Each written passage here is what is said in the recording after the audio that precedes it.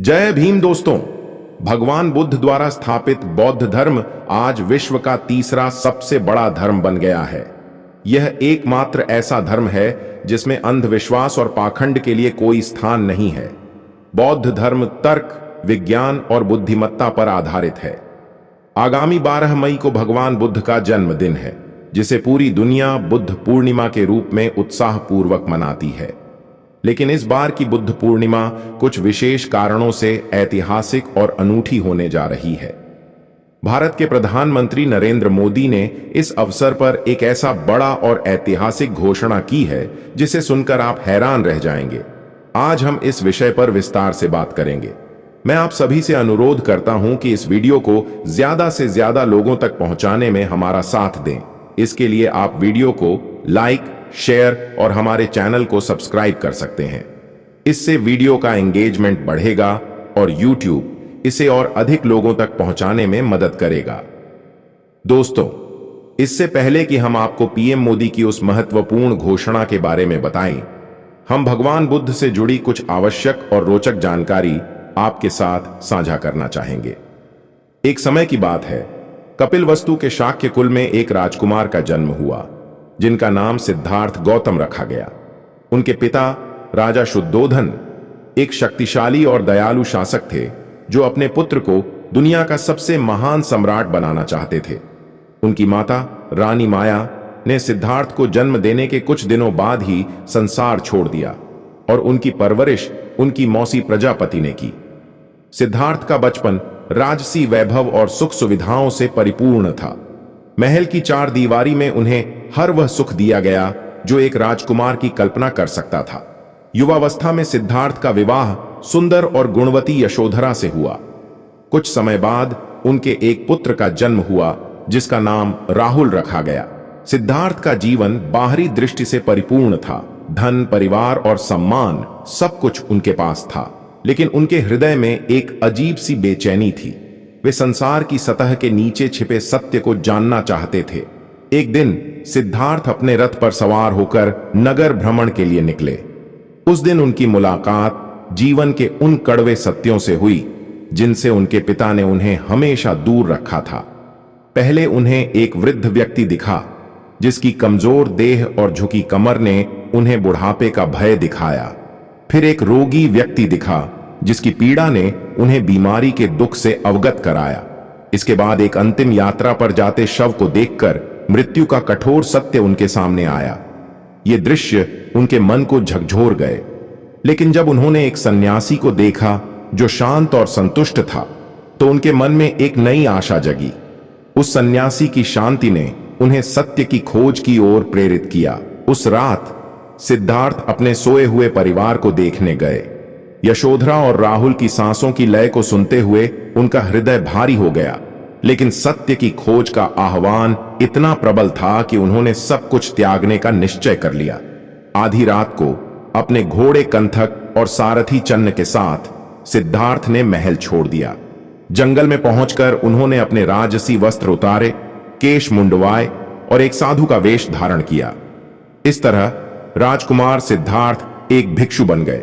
सिद्धार्थ ने सत्य की खोज में कई वर्ष बिताए। उन्होंने विभिन्न गुरुओं से शिक्षा ली, कठोर तप और योग का अभ्यास किया।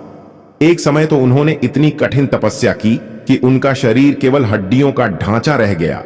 लेकिन उन्हें वह अंतिम सत्य नहीं मिला जिसकी उन्हें तलाश थी। एक दिन जब वे नदी के किनारे बैठे थे, तभी एक स्त्री ने उन्हें खीर का दान दिया। उस भोजन ने उन्हें नई ऊर्जा दी और उन्होंने समझा कि न तो अति भोग और न ही अति तप सत्य की ओर ले जाता है। सत्य मध्यम मार्ग में है। इसके बाद सिद्धार्थ गया में एक पीपल के वृक्ष के नीचे गहन ध्यान में बैठे। उन्होंने प्रण लिया कि जब तक उन्हें सत्य की प्राप्ति नहीं होगी, वे उस स्थान से नहीं हटेंगे।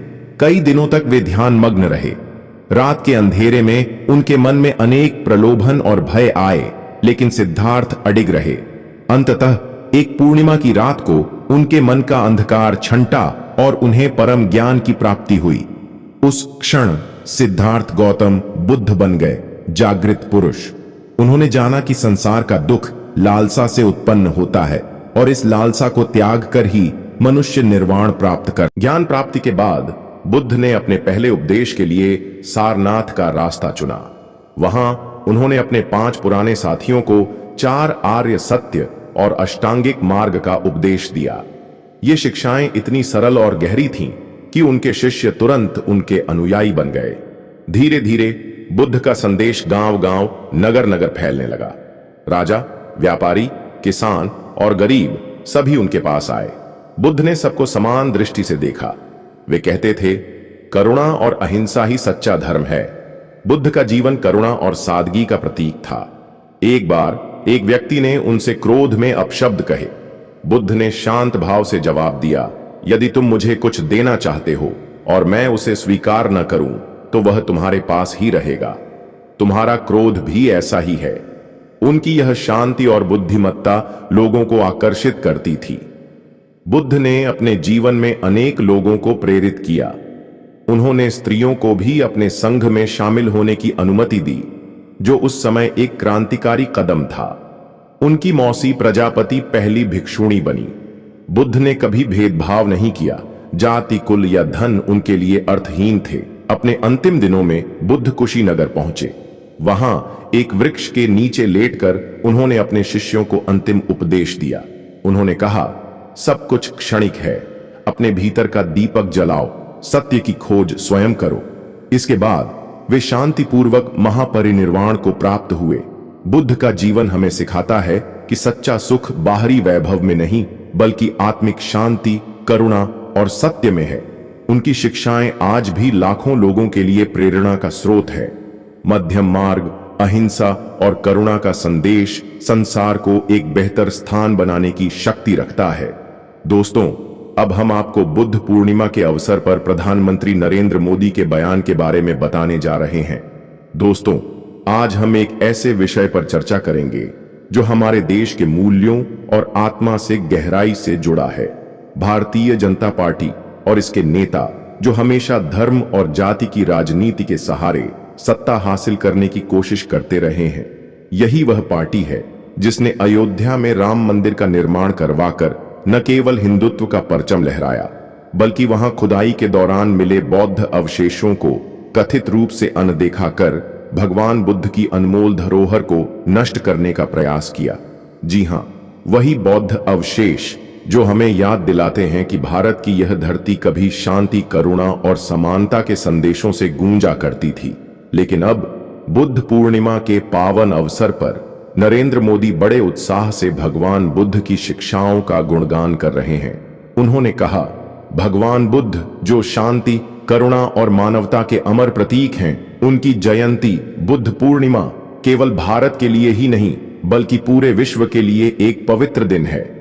इस अवसर पर हमारा भारत बुद्ध की शिक्षाओं को आत्मसात करते हुए सत्य, अहिंसा और समानता के मार्ग पर चलने का प्रण लेगा। यह बयान सुनने में बहुत ही प्रेरणादायक लगता है, लेकिन सवाल यह है कि क्या ये शब्द सच्चे मन से कहे गए हैं या यह महज एक और राजनीतिक नारा है। भगवान बुद्ध का संदेश कोई राजनीतिक हथियार नहीं, बल्कि एक जीवन पद्धति है।